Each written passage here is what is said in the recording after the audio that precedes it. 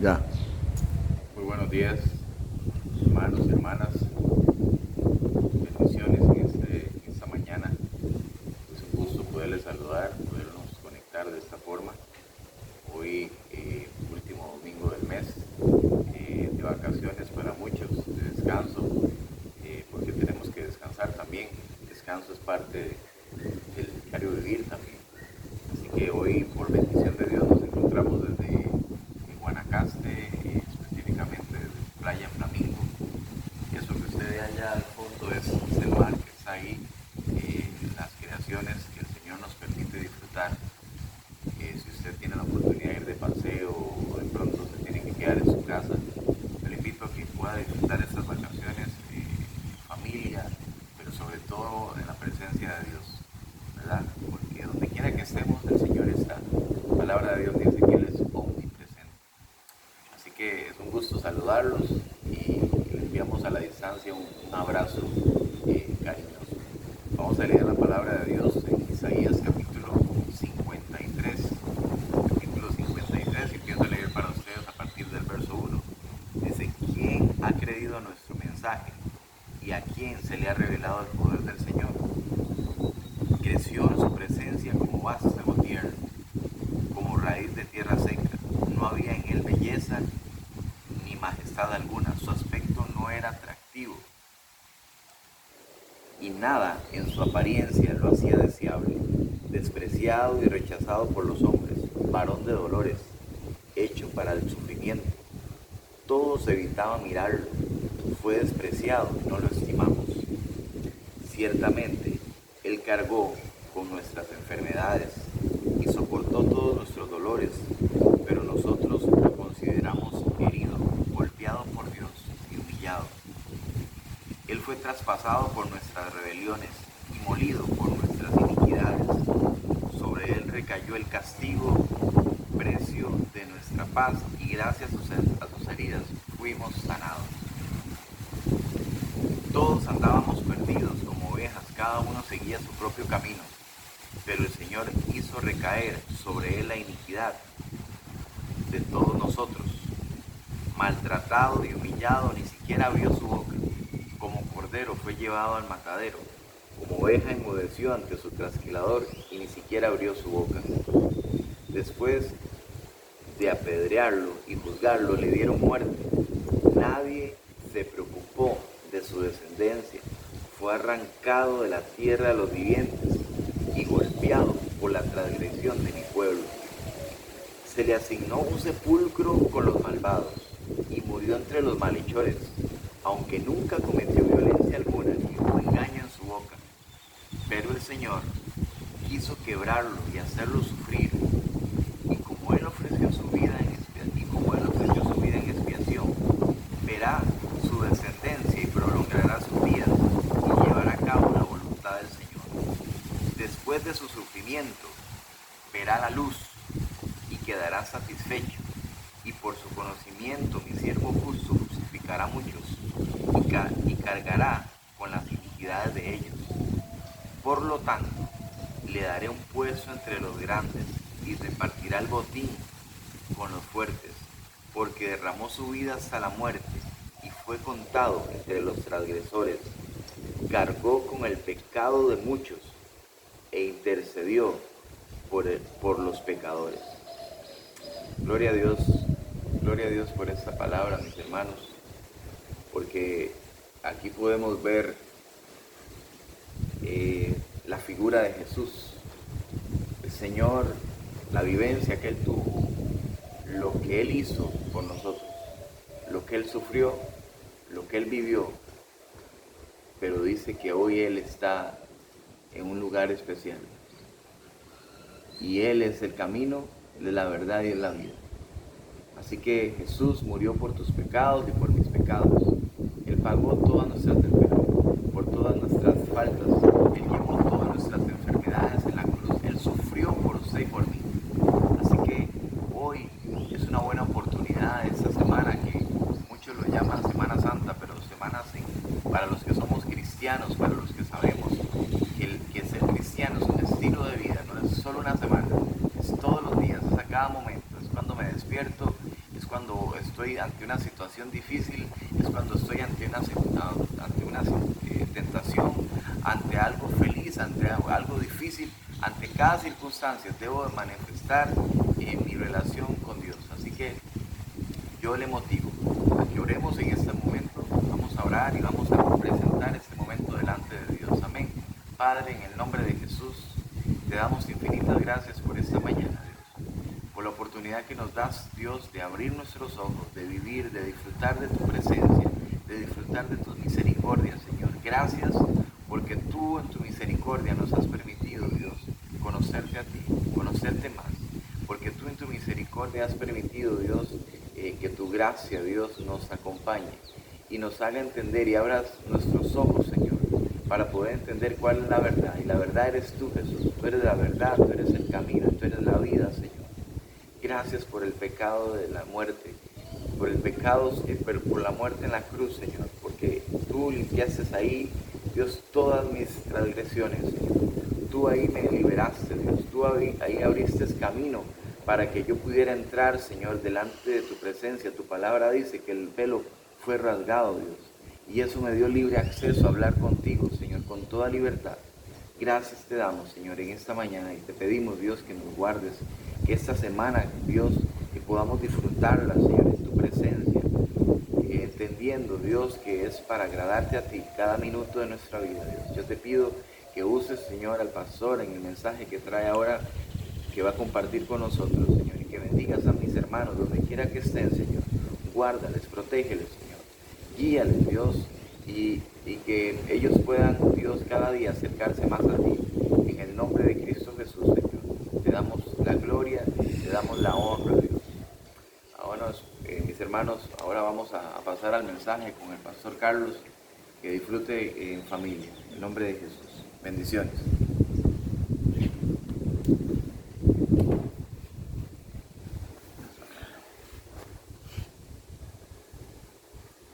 Muy buenos días, queridos hermanos, amados hermanos.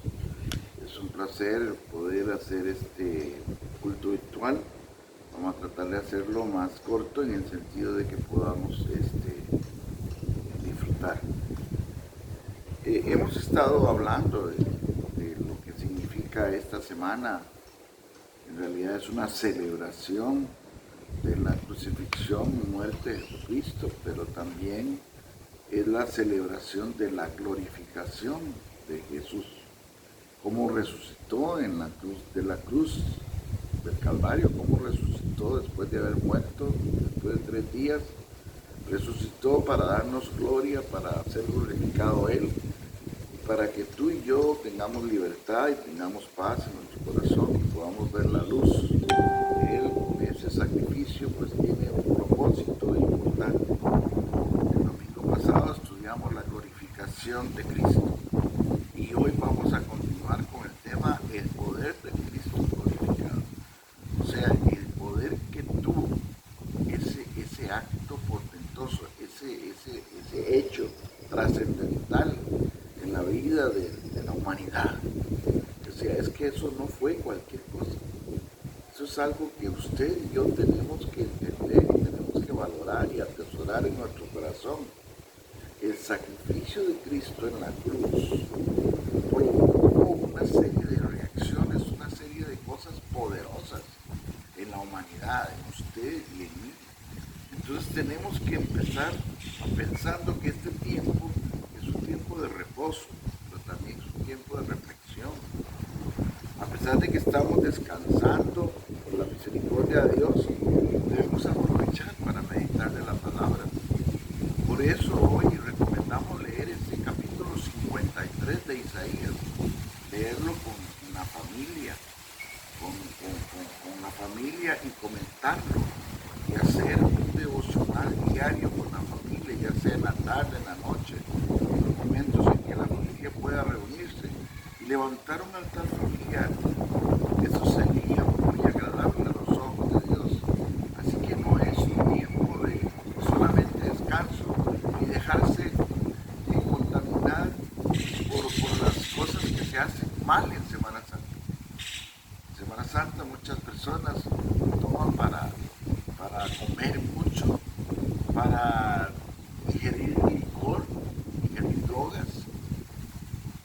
eso no es lo que Dios quiere. Dios quiere algo diferente. Vamos a meditar esta mañana en la lectura Colosenses, capítulo 1, del 9 al 14. Pablo también menciona muy brevemente el propósito de la glorificación de Cristo. Dice la palabra así: por eso, desde el día en que lo supimos, no hemos dejado de orar por ustedes. Pedimos que Dios le haga conocer plenamente su voluntad con toda sabiduría y comprensión espiritual, para que vivan de manera digna del Señor, agradándole en todo. Esto implica dar fruto en toda buena obra, crecer en el conocimiento de Dios y ser fortalecidos en todo sentido con su glorioso poder. Oye, qué interesante. Voy a repetir estas tres cosas. Esto implica dar fruto en toda buena obra, crecer en el conocimiento de Dios y ser fortalecidos en todo sentido con su glorioso poder. O sea que Dios, que Jesucristo, nos va a glorificar con su poder. Oye, qué interesante. Así perseverarán con paciencia en toda situación, dando gracias con alegría al Padre. Él los ha facultado para participar de la herencia de los santos en el reino de la luz. Él nos libró del dominio de la oscuridad y nos trasladó al reino de su amado Hijo, a quien tenemos redención en el perdón de los pecados. Queridos hermanos, Pablo en esta oración nos muestra su gran fe en la potencia del Señor. Destaca la potencia del Señor, destaca el poder del Señor, al pedir a los hermanos en Cristo que fueran bendecidos conforme a su glorioso poder. O sea, es que el poder de Dios es el que nos bendice. El poder de Dios es el que nos mueve a hacer las cosas conforme a la voluntad de Él. Y ahí vemos su bendición. Si usted y yo actuamos en el poder de Cristo, vamos a ver fruto, vamos a ver resultados.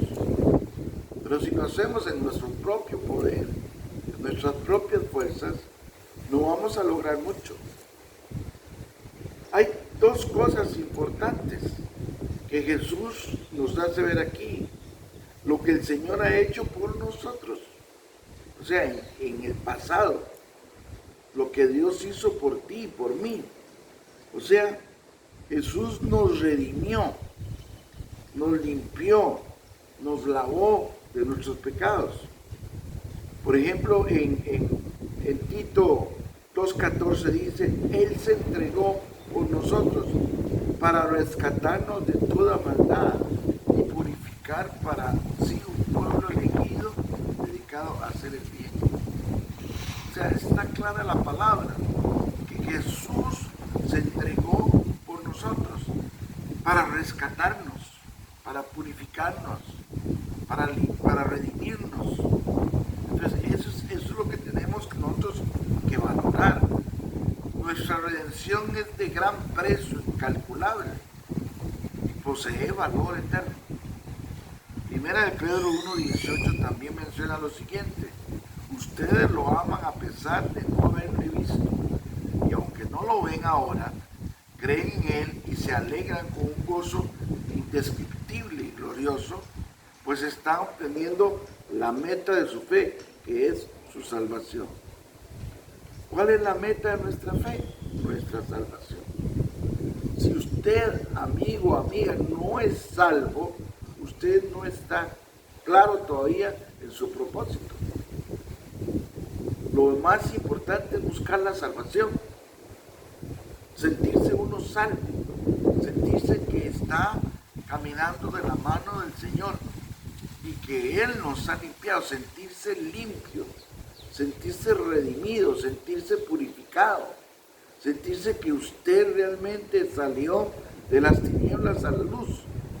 Y lo más importante, como yo lo repito muchas veces, lo más importante es entender que no podemos regresarnos a las tinieblas, que tenemos que mantenernos en esa luz admirable que es Jesucristo. Además de habernos redimido Jesús nos perdonó. Qué importante que es eso, entender que Dios nos ha perdonado. Dios, por mérito de Jesucristo, lo ha hecho.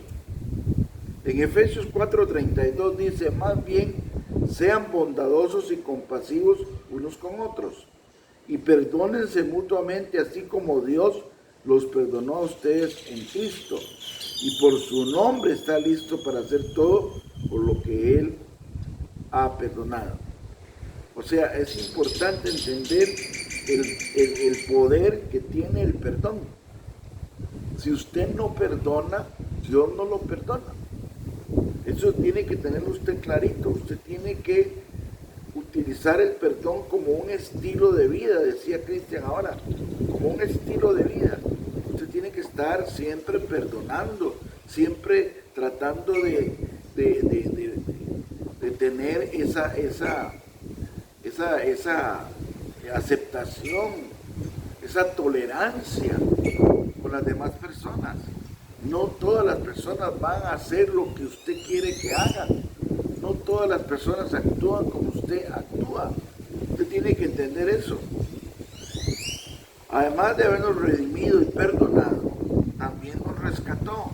Nos rescató ¿de dónde? Del poder de las tinieblas, de la oscuridad.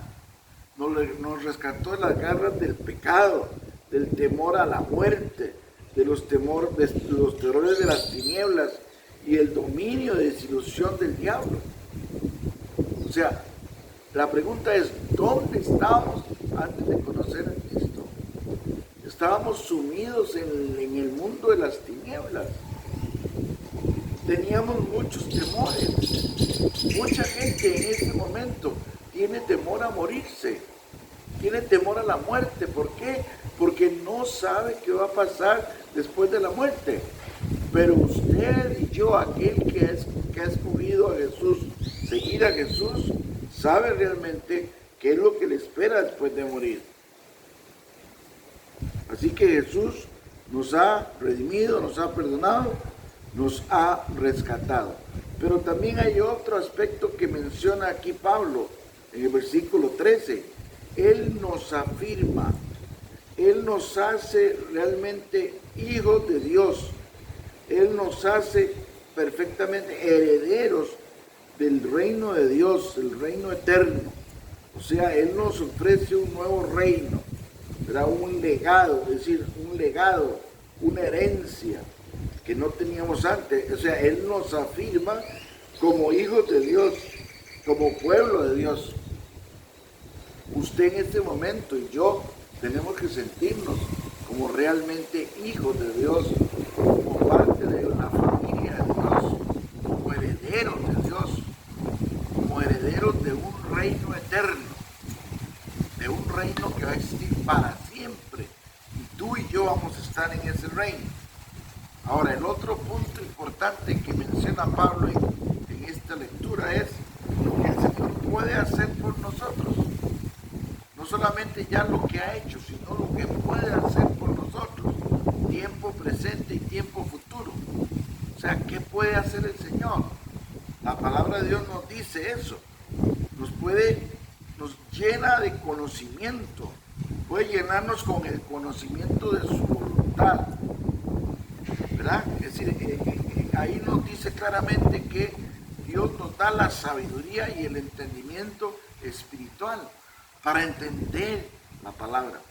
O sea, nunca estudie la palabra sin saber que el Espíritu Santo es el que nos convence, es el que nos da el conocimiento, la sabiduría espiritual para poder entender el poder de Dios en nuestras vidas. También Dios dice que nos hace andar como es digno de Él. En el versículo 10 nos habla eso, acerca del caminar como cristianos.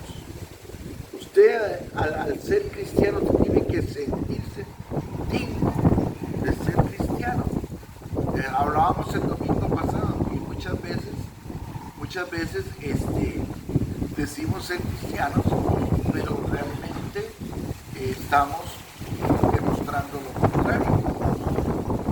Entonces Dios en su palabra nos dice que tenemos que ser dignos de ejemplo, andar como es digno de nuestra vocación, andar como fuimos llamados, ¿verdad? Fuimos llamados para andar en luz y no en tinieblas. Entonces tenemos que ser dignos. O sea, si usted es cristiano, tiene que reflejar el amor de Cristo, tiene que demostrar que está libre del pecado, tiene que demostrar que es, como decíamos el miércoles pasado, tiene que ser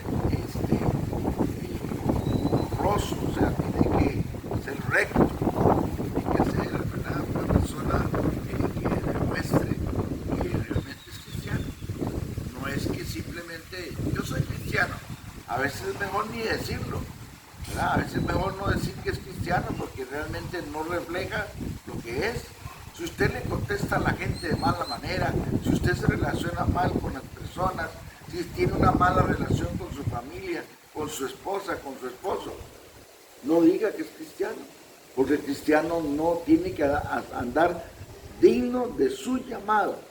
Efesios 4:1 dice: les ruego que vivan de una manera digna del llamamiento que han recibido. Romanos 6:4 dice lo mismo: mirad cómo andéis, no como necios, sino como sabios. Y Efesios 5:15 dice: así que tengan cuidado de su manera de vivir, no vivan como necios, sino como sabios, aprovechando al máximo cada momento oportuno, porque los días son malos. Entonces, queridos hermanos, tenemos que aprovechar el tiempo, tenemos que andar realmente reflejando lo que somos. Además de eso, dice que tenemos que hacernos fructíferos en toda nuestra buena obra. O sea, tenemos que dar fruto. ¿Qué victoria significa esto para que tanto obrero desanimado esté? Esto es posible, ¿por qué? En esto es glorificado el Padre, en que llevéis mucho fruto, dice Juan 15:8. Un ministerio estéril es la deshonra de Dios, ¿verdad? O sea, no podemos estar diciendo, somos cristianos, tenemos una iglesia, pero es una iglesia estéril. No hay producción, no produce nada, no hay fruto. Una tierra árida, una tierra estéril, es aquella que no produce nada. Entonces, aunque usted siempre y siempre y siempre, no hay fruto. Así está el ministerio de muchos cristianos. Está estéril, está erosionado, no produce nada. Pasan los años, simplemente recibimos palabra, oramos, hacemos todo lo que la Biblia dice que hagamos espiritualmente, pero no hay producción, no hay fruto. Y fruto me refiero no solamente a ganar almas para Cristo, fruto me refiero también a ser de bendición para otras personas, que realmente uno se preocupe por otras personas, por la familia, otras personas de la familia, vecinos, familiares, amigos de nosotros. O sea, en realidad eso significa dar fruto, preocuparse por los demás. Además dice en el versículo 11 que Él nos da fortaleza con todo poder. La fuerza de la resurrección de Cristo, de la glorificación de Cristo, nos pone en una situación de poder. Él delega su poder en nosotros para que nosotros apliquemos todos los dones que nos dan. Dice: y recibiréis poder, y en mi nombre echarán fuera demonios, sanarán enfermos. O sea, ese poder hay que usarlo. No es un poder que usted tiene de adorno, o que lo tiene ahí guardado. No. Ese poder es para activarlo en su vida. Dios quiere que nosotros lo podamos usar. Hebreos 11:34 dice: ¿qué más voy a decir? Me faltaría tiempo para hablar de Gedeón, Barak, Sansón, Jefté, David, Samuel y los profetas, los cuales por fe conquistaron reinos, hicieron justicia y alcanzaron lo prometido, cerraron bocas de leones, apagaron la furia de las llamas, escaparon del filo de la espada, sacaron fuerzas de flaqueza, se mostraron valientes en la guerra y pusieron en fuga a ejércitos extranjeros. Ahora, ¿qué diferencia hay entre Barak y usted, entre David y usted, entre Sansón y usted? ¿Qué diferencia hay? Usted puede tener el mismo poder que tuvo Sansón, la misma fuerza, la misma fortaleza. Usted puede tener la misma sabiduría que tuvo Salomón. Usted puede tener todas las cualidades, los dones que usted quiera tener en el poder de Dios. Dios nos da ese poder. Pero si usted no lo quiere, o si usted no lo va a usar, ¿para qué Dios se lo va a dar? ¿Verdad? Pero entonces lo que nos tiene que nosotros tenemos que entender es que ese poder viene de Dios. Dios también nos está haciendo aptos para participar en la herencia de los santos en la luz. Otra vez repetimos esto. Dios nos hace aptos para ser el pueblo redimido. Dios nos hace aptos, nos da las condiciones, nos da el poder para buscar la santidad, para saber que vamos a ser parte de ese pueblo redimido con vestiduras blancas que van a dedicar el tiempo a adorar a Jesús en el cielo. Eso es algo que es una bendición de Dios y que solamente lo logró Jesucristo habiendo sido crucificado y habiendo sido resucitado. Ahí logró ese poder, logró esa bendición para nosotros, ¿verdad? Todo lo que aquí hemos comentado es una bendición que hemos recibido de Jesús por su acto portentoso de glorificarse. En conclusión, queridos hermanos, está claro que Cristo murió y resucitó con un propósito, para darnos salvación y darnos poder para transformar al mundo, para hacer su voluntad en nosotros. Oigan, nos dio el poder para poder transformar el mundo. Y se ha visto cómo la acción de muchos cristianos ha transformado cosas que eran imposibles de transformar, pero con el poder de Dios se transforman. O sea, no hay nada que se oponga al poder de Dios. Cristo nos transforma y nos da una nueva vida, pero como dice la Escritura, tenemos que ser dignos de nuestro llamado. ¿Qué es lo más difícil? ¿Qué es lo más difícil? Mantenernos sin pecado, firmes en sus caminos y no permitir que Satanás nos aparte de Dios, nos haga pensar mal. O sea, recordemos que Satanás siempre está al acecho de los cristianos. Los cristianos son el recurso o el blanco de Satanás. Él va a atacar a los cristianos. ¿Para qué va a atacar a los que no son cristianos? No, él ataca a los cristianos, ¿verdad? Y nos somete a pruebas. Por ejemplo, recordamos el libro de Job, o la historia de Job, cómo Satanás ataca a Job, un cristiano, y lo hace pasar por muchas pruebas que para nosotros tal vez es imposible soportar, pero Job lo soportó en el poder de Dios. Aprovechemos este tiempo que Dios nos da para crecer más espiritualmente y entender los propósitos de Dios en nuestra vida. Recordemos que en Cristo tenemos poder. En Cristo somos más que vencedores. Que Dios les bendiga en esta semana, que podamos utilizarla para el reposo, la meditación y sobre todo, recuerden, levantar nuestra